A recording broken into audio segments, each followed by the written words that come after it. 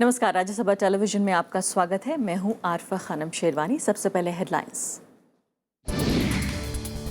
लगातार चौथे दिन भी संसद में नहीं हुआ काम, इस्तीफे पर अड़ा विपक्ष।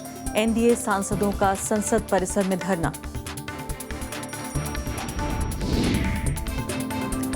विज्ञापन को लेकर दिल्ली सरकार फिर विवादों में, पोस्टर और होर्डिंग्स के जरिए प्रधानमंत्री पर कसा तंज।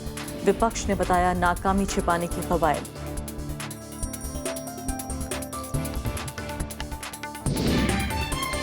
आंध्र प्रदेश में राहुल गांधी का ऐलान, जबरन नहीं लेने देंगे जमीन। अनंतपुर में एक पदयात्रा कर किसानों से समस्याओं पर की बात। व्यापम जांच में सुप्रीम कोर्ट की निगरानी पर 31 जुलाई को फैसला। सीबीआई से पूछा, जांच का जिम्मा संभालने में कितना लगेगा वक्त। अब तक 13 एफआईआर। और कैदियों के मानवाधिकार पर सुप्रीम कोर्ट का बड़ा फैसला। देश भर की जेलों और थानों में सीसीटीवी लगाने का निर्देश। केंद्र शासित प्रदेशों में बनाए जाएंगे मानवाधिकार आयोग। और शुरुआत करते हैं पहली खबर से।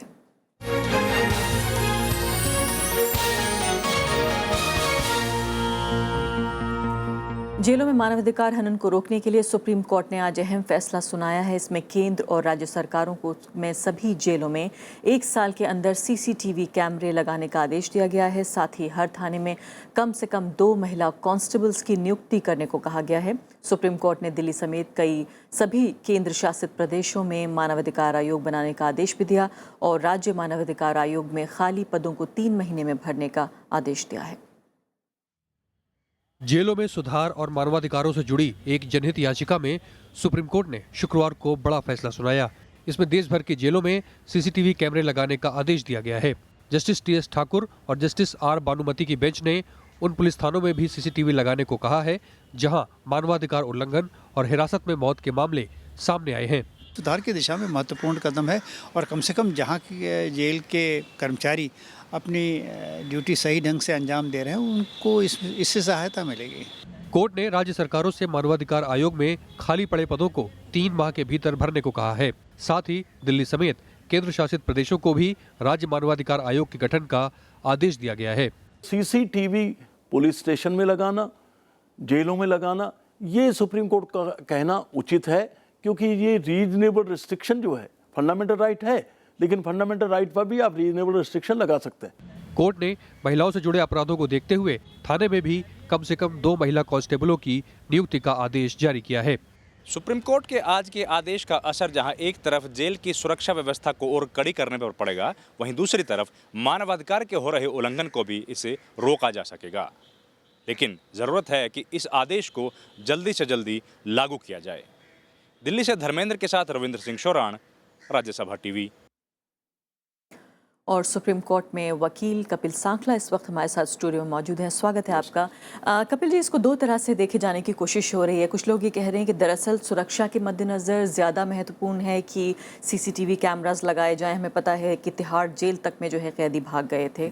दूसरी महत्वपूर्ण बात मानवाधिकारों को लेकर है। आपसे समझने की कोशिश ये है कि जो कोर्ट है उसके दिमाग में मानवाधिकार ज़्यादा अहम है या सुरक्षा, या आपको लगता है कि एक आदेश से दोनों बातों का ध्यान रखा जा सकेगा? देखिए, ये जो जजमेंट है जिसमें ये निकाला गया द बासु जजमेंट, ये अपने में एक बड़ी लैंडमार्क जजमेंट है। क्रिमिनल लॉ में जहाँ पे भी आप आर्टिकल 21 अपनी कॉन्स्टिट्यूशनल राइट्स की बात करते हैं तो बासु जजमेंट पढ़ी जाती है।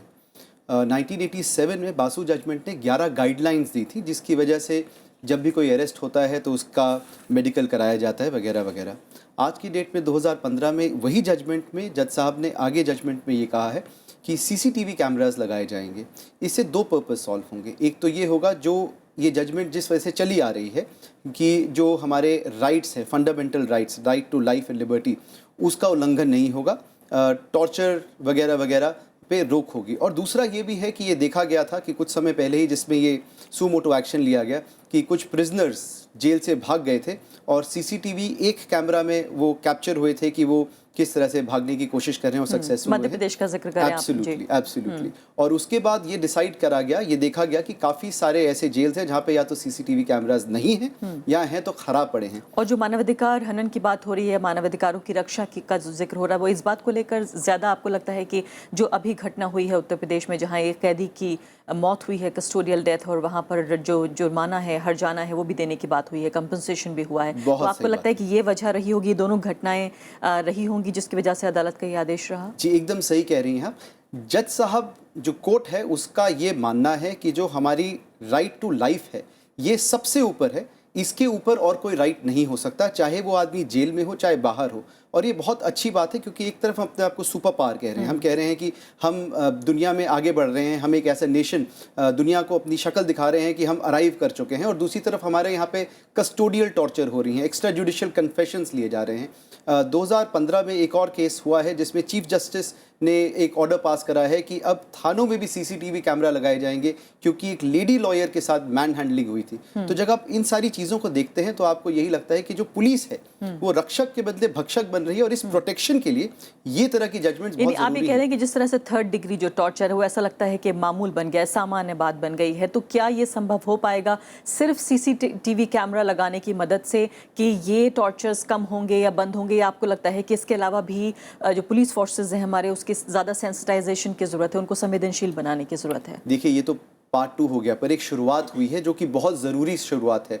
ये जजमेंट जब आई थी 1987 में, जो मैं आपको कह रहा था 11 रिकमेंडेशंस करके ये फेमस हुई थी, 11 रिकमेंडेशन दिए थे जज साहब ने, जिसमें ये था कि जब भी कोई अरेस्ट होता है तो उसके किन उसकी फैमिली में किसी को बताया जाएगा कि वो अरेस्ट हो रहा है, किस थाने में उसको रखा जाएगा, इंटेरोगेशन हो रही है वो बताया जाएगा, उसे राइट होगा कि एक MLC कराने का, कि उसका मेडिकल होगा जहाँ पे जो भी चोट के निशान होंगे वो लिखे जाएंगे, मजिस्ट्रेट को 24 घंटे के अंदर बताया जाएगा वो कहाँ है।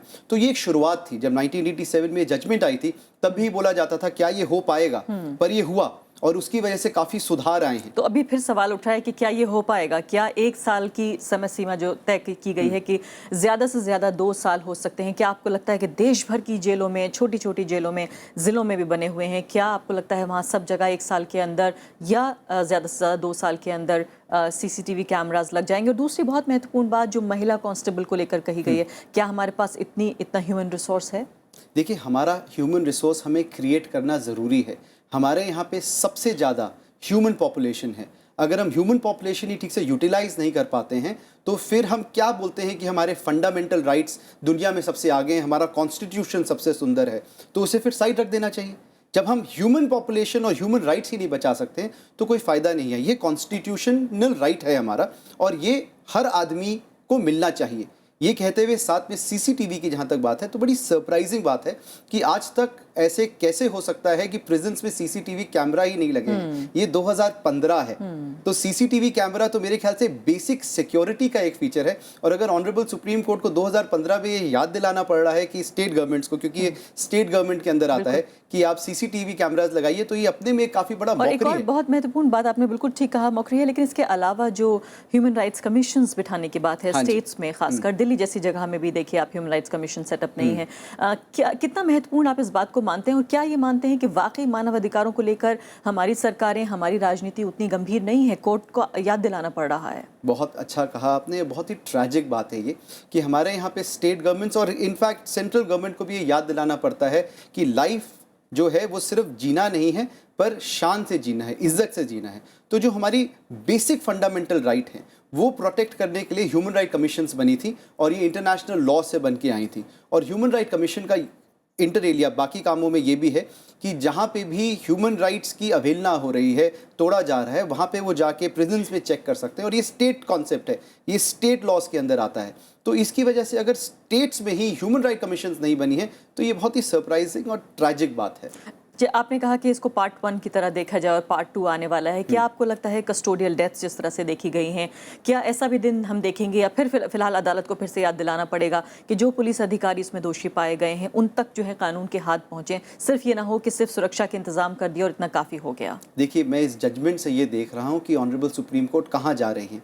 एक काफ़ी अच्छा स्टेप लिया है उन्होंने ये कहते हुए कि जहाँ पे कस्टोडियल इंटेरोगेशन या डेथ हुई है वहाँ पे कॉम्पनसेशन भी दिया जा सकता है और जहाँ पे जो पुलिस वाला ऐसे नहीं मानता है उसके खिलाफ कॉन्टेम्प्ट इन हाई कोर्ट किया जा सकता है।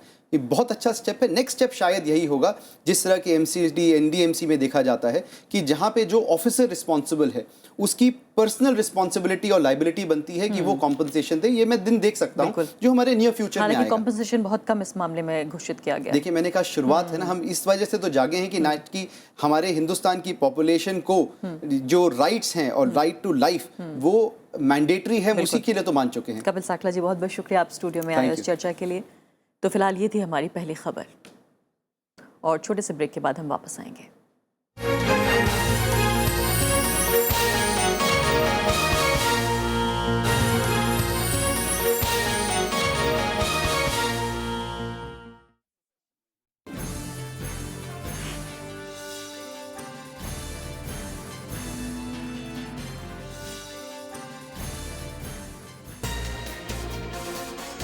निजता नहीं मौलिक अधिकार, सुप्रीम कोर्ट में सरकार का जवाब, पुरानी बहस पर ताजा रुख, आधार योजना कैसे होगी साकार। देखिए RSTV विशेष निजता और आधार आज शाम 7:30 बजे।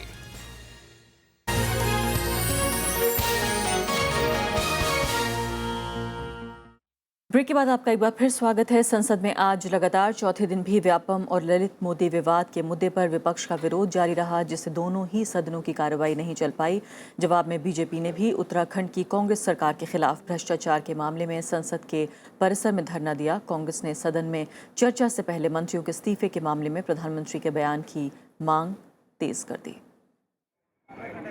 ये तस्वीरें संसद की कार्यवाही शुरू होने से ठीक पहले की है, जहां बीजेपी के नेतृत्व में एनडीए के सांसदों ने प्रदर्शन किया।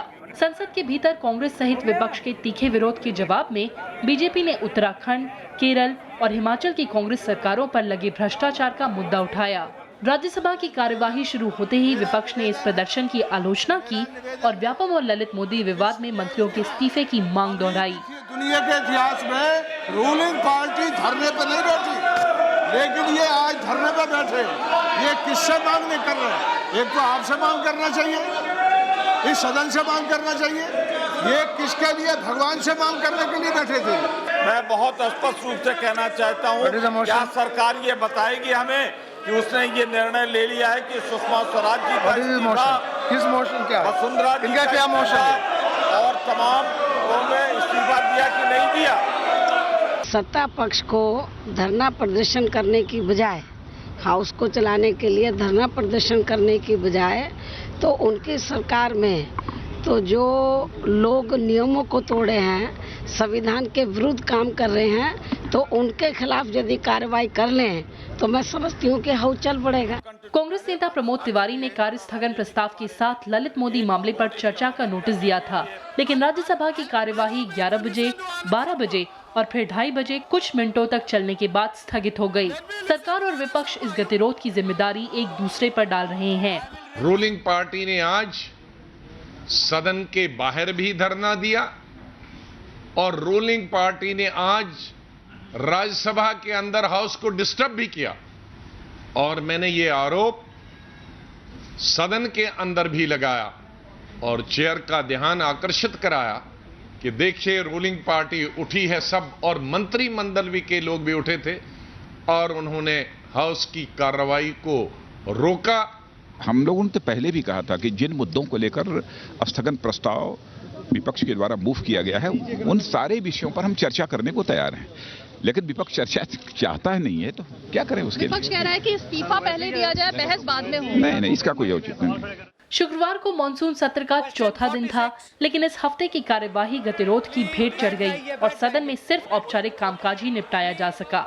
मौजूदा सत्र में जीएसटी सहित कई अहम विधेयक लंबित हैं, लेकिन विपक्ष के तीखे तेवरों ने जाहिर कर दिया है कि सरकार के लिए आगे काफी चुनौतियां हैं।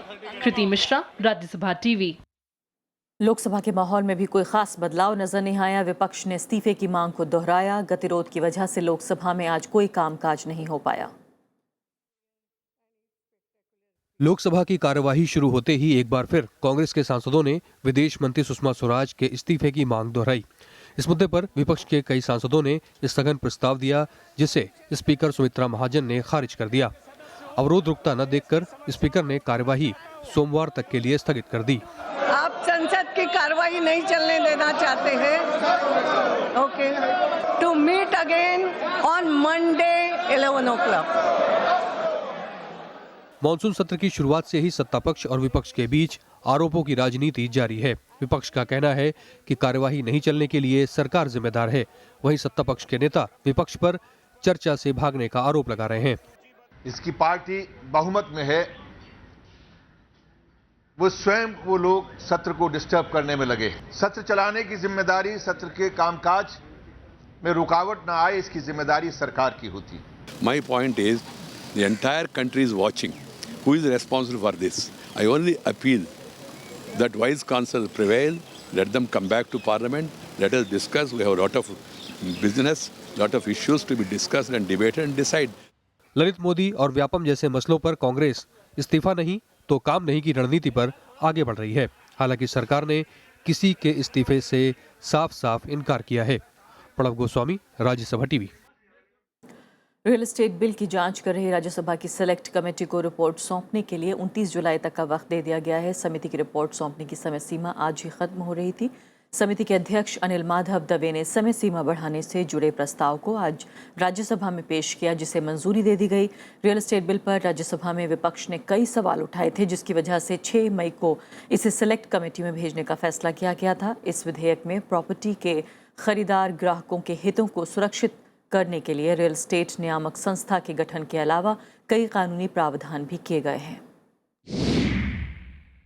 हमें एक स्वस्थ रियल एस्टेट, स्वस्थ हाउसिंग इंडस्ट्री का वातावरण चाहिए, जिसके अंदर पैसा भी हो, जिसमें बिल्डर्स भी सुखी हों, जिसके अंदर कंज्यूमर सेटिस्फाइड हों, उन्हें अच्छा से अच्छा प्रोडक्ट मिले। कांग्रेस उपाध्यक्ष राहुल गांधी ने आज कहा कि भूमि अधिग्रहण बिल को मौजूदा स्वरूप में पारित नहीं होने दिया जाएगा। आंध्र प्रदेश के अनंतपुर में उन्होंने पदयात्रा कार्यक्रम के दौरान किसानों से मुलाकात की। उन्होंने व्यापम और ललित मोदी विवाद मामले पर प्रधानमंत्री से जवाब की भी मांग की।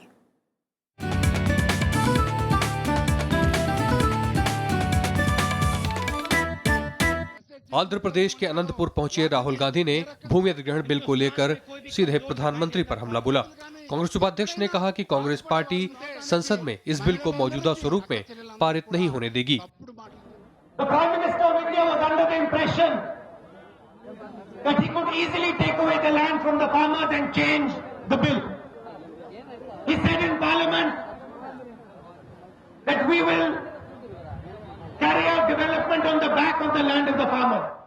राहुल गांधी ने अनंतपुर में पदयात्रा कार्यक्रम के दौरान किसानों, गरीबों और छात्रों से मुलाकात की। उन्होंने आत्महत्या करने वाले किसानों के परिवारों से भी मुलाकात की और परिजनों को चेक सौंपे।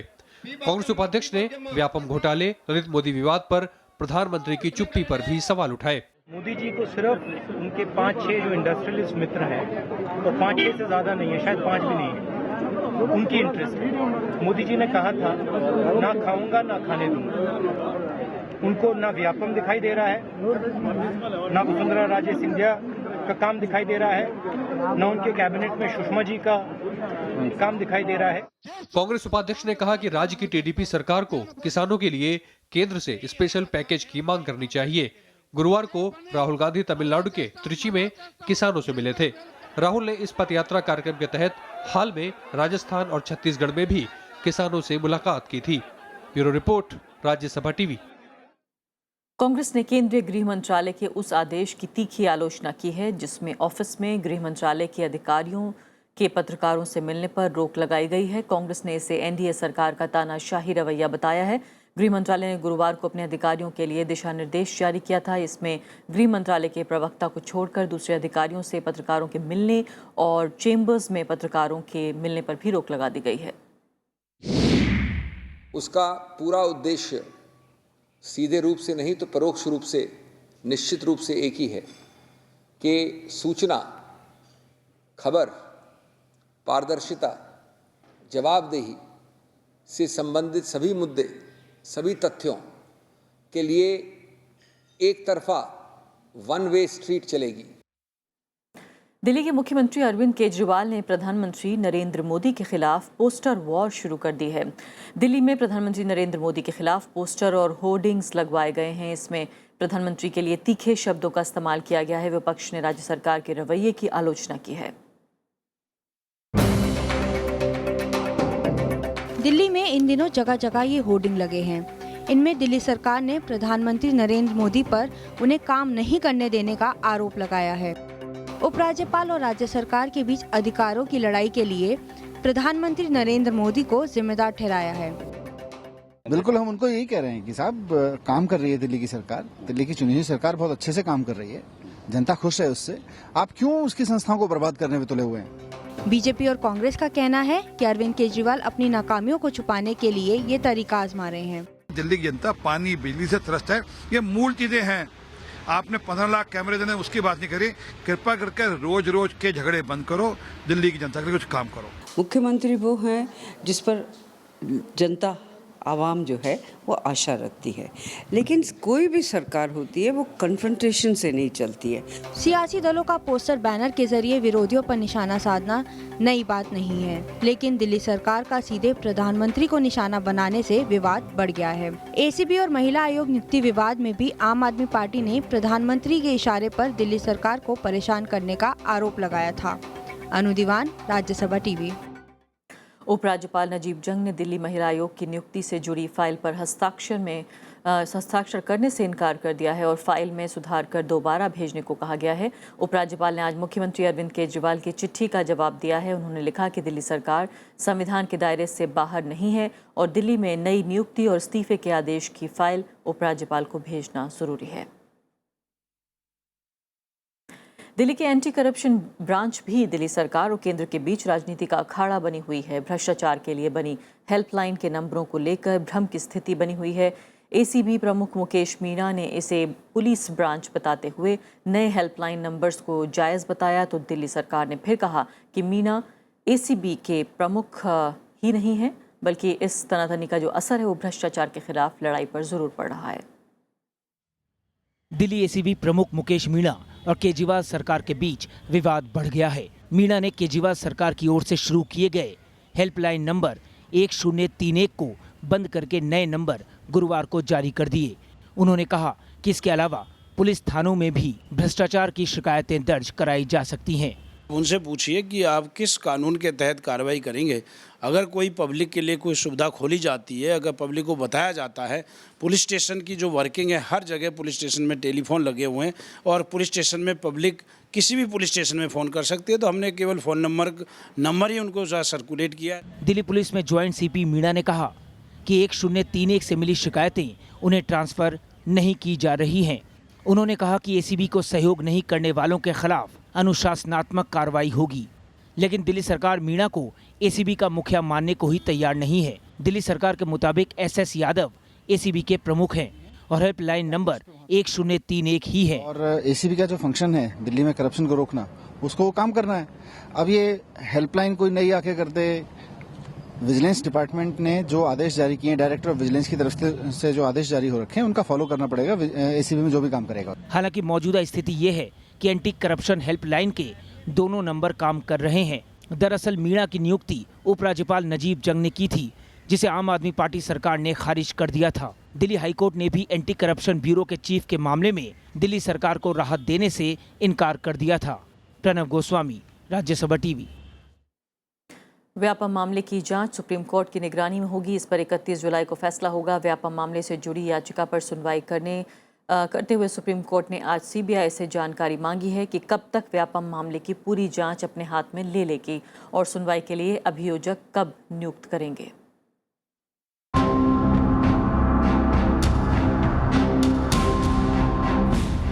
सीबीआई ने शुक्रवार को व्यापम मामले की जांच से जुड़ी रिपोर्ट सुप्रीम कोर्ट में पेश की। सुप्रीम कोर्ट ने सुनवाई करते हुए सीबीआई से पूछा कि वो कब तक सारे केस का जिम्मा संभालेगी और ट्रायल कोर्ट में वकील की नियुक्ति कब तक करेगी। सीबीआई 31 जुलाई को सुप्रीम कोर्ट में अपना जवाब पेश करेगी। पहले दिन से हम लोग कह रहे थे कि इसमें इंडिपेंडेंट प्रोसिक्यूटर्स होने चाहिए। यू कांट हैव प्रोसिक्यूटर जिनका बायस है, तो वो भी कोर्ट ने आज उस इशू को हाईलाइट किया और सीबीआई से बोला कि आप इंडिपेंडेंट प्रोसिक्यूटर्स के बारे में भी कोर्ट को बताइए और अपॉइंट करिए इंडिपेंडेंट प्रोसिक्यूटर्स। सुप्रीम कोर्ट अगले शुक्रवार को सीबीआई का जवाब सुनने के बाद अपनी निगरानी में जांच कराने पर फैसला करेगी। इंपॉर्टेंट बात थी कि कोर्ट ने इंडिकेट किया कि on the next date of hearing it will take a decision about monitoring, और हमको एक इंप्रेशन है कि कोर्ट एक इंडिपेंडेंट मॉनिटरिंग की तरफ इस केस को ले जा रहा है। 9 जुलाई को सुप्रीम कोर्ट के आदेश के बाद सीबीआई ने व्यापम मामले की जांच शुरू की थी और अब तक इस मामले में 13 एफआईआर दर्ज करा चुकी है। मामले से जुड़े 17 लोगों की संदिग्ध मौत को भी जांच के दायरे में लाया गया है। इसमें मेडिकल छात्रा नम्रता डामोर और पत्रकार अक्षय सिंह के मामले भी शामिल हैं। इससे पहले मामले की छानबीन कर रही एसटीएफ ने 55 एफआईआर दर्ज किए थे। इसमें 2000 से ज्यादा लोगों को आरोपी बनाया गया था। Bureau report, Rajya Sabha TV. और इसी के साथ अभी के लिए इतना ही। नमस्कार।